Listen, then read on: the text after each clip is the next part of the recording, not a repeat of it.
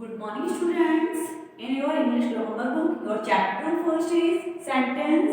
Sentence को हिंदी में बोलते हैं वाक्य. We use words whenever we want to express our thoughts. हम शब्दों का इस्तेमाल करते हैं जब हमें अपने विचारों को व्यक्त करना चाहते हैं. The words must be put together in a proper order, otherwise they may not make any good sense. हमें शब्दों को कैसे इस्तेमाल करना चाहिए, एक प्रॉपर ऑर्डर में यूज करना चाहिए. अगर हम ऐसा नहीं करते हैं तो उनका एक गुड सेंस निकलकर नहीं आता है. Read these words. In words को पढ़े. Love children flowers most. तो इन वर्ड्स को हमने एग्जाम में यूज किया है बट इसको प्रॉपर ऑर्डर में यूज नहीं किया है, इसलिए ये मीनिंगफुल तो है वर्ड्स कि इनका मीनिंग तो है. लव का मीनिंग होता है, चिल्ड्रन का होता है, फ्लावर्स का होता है, मोस्ट का होता है, बट इसका सेंस कंप्लीट नहीं है. अब इन्हीं वर्ड्स को हमने कैसे यूज किया है, प्रॉपर ऑर्डर में यूज किया है. Most children love flowers. तो अब इसका क्या है, एक गुड सेंस है, और ऊपर वाला जो सेंटेंस था इसका गुड सेंस नहीं था. These words are meaningful but do not have good sense. Let us change the order. हमने ऑर्डर को क्या किया, चेंज कर दिया. Most children love flowers इस तरह से लिखा, और फिर उसके बाद हमने देखा कि इसका एक गुड सेंस था. This group of words now makes complete sense because it appears in a proper order. अब इस सेंटेंस का, इन वर्ड्स के ग्रुप का एक सेंस निकल के आया क्योंकि ये हमें एक प्रॉपर ऑर्डर में अपीयर हो रहा है, प्रतीत हो रहा है. A group of words. Sentence क्या होता है, a group of words which makes complete sense is called a sentence. शब्दों का एक समूह जो अर्थ को पूरा करता हो उसे हम सेंटेंस कहते हैं या वाक्य कहते हैं. A sentence should have a subject and a verb. Look at the following. Sentence जो होते हैं उनका एक अर्थ होता है.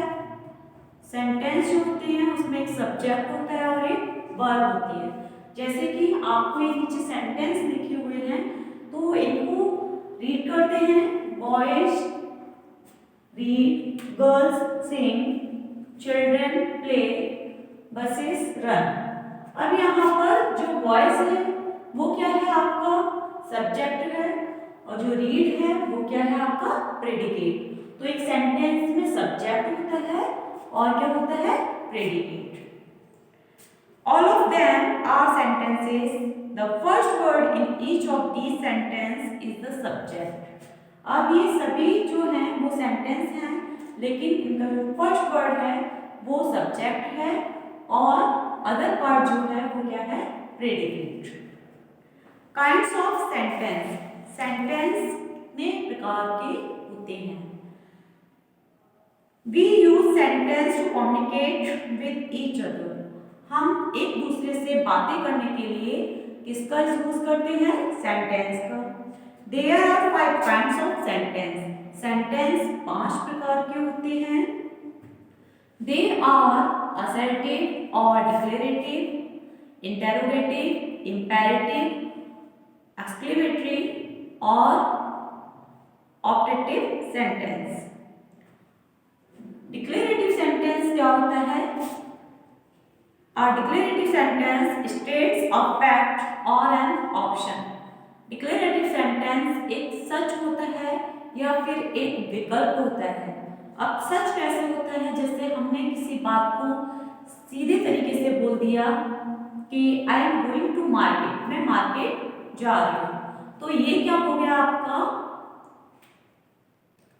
डिक्लेरेटिव सेंटेंस हो गया. It is otherwise called a statements, और इसको हम दूसरे तरीके से क्या कहेंगे, स्टेटमेंट कह सकते हैं. It can be either affirmative और नेगेटिव. ये अफर्मेटिव भी हो सकता है और नेगेटिव भी हो सकता है. अब जैसे मैंने अभी बोला था कि I am going to market, इसको मैं नेगेटिव भी बोल सकती हूँ कि I am not going to market. मैं इसमें बात को अपने किसी भी काम को करना स्वीकार भी कर सकती हूँ और उस काम से मना भी कर सकती हूँ कि मैं बाजार जा रही हूँ और मैं बाजार नहीं जा रही हूँ। It ends with a full stop. Sentence में जो एंडिंग होती है वो किससे होती है? फुल स्टॉप से। एक सेंटेंस जो आपका ये स्टार्ट हुआ है बॉयज रीड, तो यहाँ पर बॉयज जो फर्स्ट वर्ड था उसकी स्टार्टिंग हमने किससे की थी? कैपिटल लेटर से, और लास्ट में हमको क्या यूज करना है? Full stop. इससे फुल स्टॉप से हमें पता होता है कि ये सेंटेंस यहाँ पर एंड हो रहा है, फिनिश हो गया है। जैसे डिक्लेरेटिव सेंटेंस हो सकता है आपका माय मदर्स कुक फूड। अब मैंने भी बताया था डिक्लेरेटिव सेंटेंस होते हैं वो भी टू टाइप्स के होते हैं आपके, अफर्मेटिव और नेगेटिव। अब इसमें है माय मदर्स कुक्स फूड, मेरी माँ खाना बनाती है। अगर मैं इसी को, अब ये कौन सा हो गया आपका? असर्टिव। अगर मैं बोलती हूँ my mothers does not cook food, तो ये हो गया आपका नेगेटिव। तो इस तरह से आपका डिक्लेरेटिव सेंटेंस जो होता है वो अफर्मेटिव भी हो सकता है और नेगेटिव भी हो सकता है। And second types of sentence interrogative sentence. Interrogative sentence जो होते हैं उनमें क्या करना होता है हमको? Interrogative sentence ask a question about someone और समथिंग। इंटरोगेटिव सेंटेंस जो है वो किसी के बारे में प्रश्न करते हैं या किसी चीज के बारे में प्रश्न करते हैं। It can be a WH question और अ यस नो क्वेश्चन। अब ये आपका WH क्वेश्चन भी हो सकता है और यस नो क्वेश्चन भी हो सकता है। WH क्वेश्चन का मीन्स है, जैसे मैंने बोला व्हाट इज योर नेम, तो यहाँ पर जो मैंने फर्स्ट वर्ड यूज किया था व्हाट, तो व्हाट में आपका जो वर्ड स्टार्ट हो रहा है वो किससे स्टार्ट हो रहा है? WH से, इसलिए हम इसको बोलते हैं WH क्वेश्चन। अब नेक्स्ट है आपका यस नो टाइप क्वेश्चन। तो यस नो टाइप क्वेश्चन का मीन्स होता है, जैसे मैं आपसे पूछती हूँ आर यू स्टडी, क्या आप, डू यू रीड, आप पढ़ते हैं, सॉरी डू यू रीड, क्या आप पढ़ते हैं। तो सेंटेंस जो है उसमें मैंने आपसे क्वेश्चन किया है क्या आप पढ़ते हैं, तो इसका आप आंसर ये भी दे सकते हैं यस आई स्टडी, हाँ मैं पढ़ता हूँ। आप इसका आंसर ये भी दे सकते थे no I am not study, मैं नहीं पढ़ता हूँ। तो इसलिए इसमें जो आपके क्वेश्चन हैं हेल्पिंग वर्ब से स्टार्ट होते हैं और जो हेल्पिंग वर्ब से क्वेश्चन स्टार्ट हो रहे होते हैं वो हमारे कहलाते हैं yes no type question. Now third type is imperative sentence. Imperative sentence क्या होता है?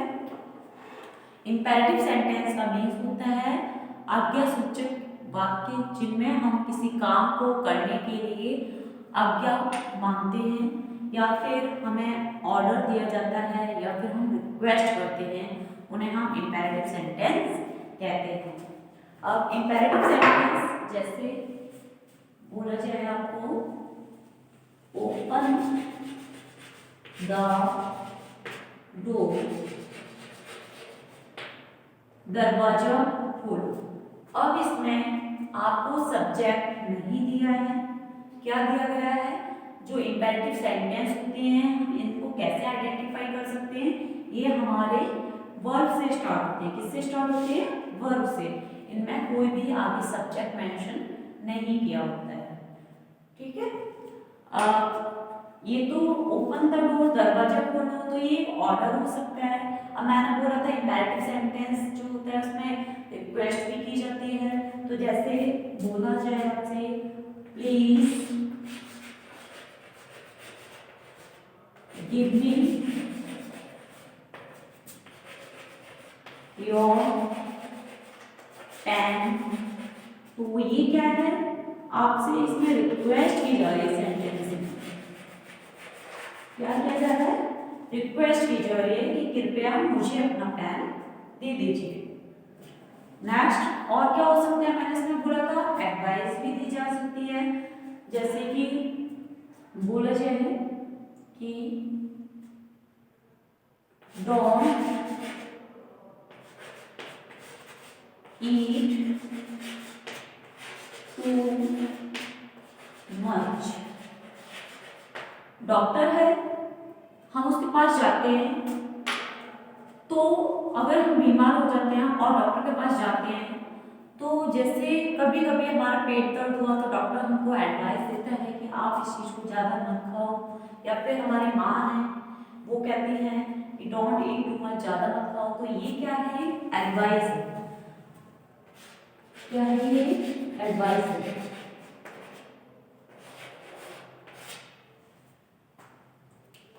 तो आपका इंडायरेक्टिव सेंटेंस जो होते हैं उसमें 3 टाइप्स के सेंटेंस इंक्लूड रहते हैं। जैसे कि आपका है फर्स्ट ओपन द डोर, तो इनमें ऑर्डर दिया गया है इस वाले सेंटेंस में, please give me your pen, कृपया मुझे अपना पेन दीजिए, इसमें रिक्वेस्ट की गई है। डोंट ईट टू मच, ज्यादा मत खाइए, इसमें एडवाइस दी गई है। और ये तीनों ही सेंटेंस जो हैं इनको हम क्या कहते हैं? इंपेरेटिव सेंटेंस कहते हैं, क्योंकि इसमें सब्जेक्ट आपका नहीं होता है। और ये कहाँ से स्टार्ट हो रहे होते हैं? हमसे आपके वर्ब से स्टार्ट हो रहे होते हैं। जैसे ओपन है तो वो वर्ब है, गिव है तो वो भी आपके वर्ब है, और डोंट है, ईट है तो ये भी आपके क्या है? वर्ब है। Next your sentence exclamatory sentence.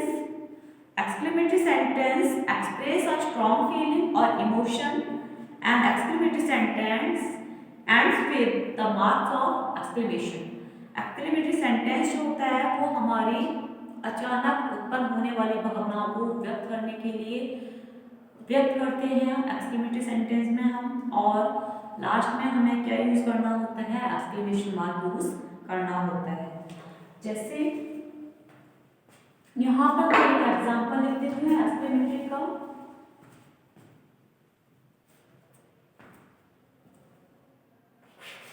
Ella, she is no more।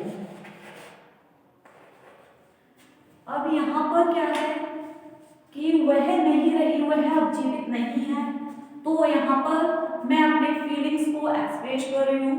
तो वहाँ पे मेरा से जो शब्द निकला वो क्या निकला है? आपका एलाश, शी इज नो मोर, वह अब नहीं है।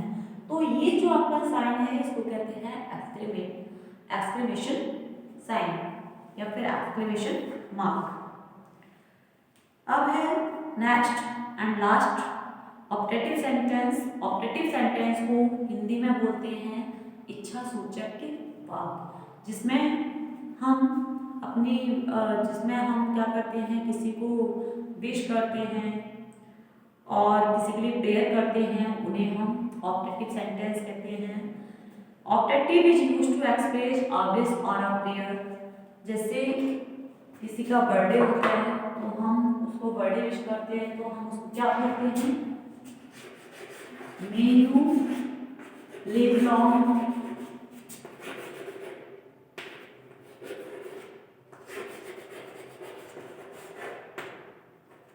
तो यहाँ पर जो मे है उसको हमने ऑप्टेटिव सेंटेंस में हम जो अगर आइडेंटिफाई करना चाहें तो हम उसे मे से भी यूज कर सकते हैं, मे से भी आइडेंटिफाई कर सकते हैं, क्योंकि यहाँ पर मे जो है वो विशेष के लिए यूज किया गया है कि मे यू लिव लॉन्ग, आपकी दीर्घायु हो।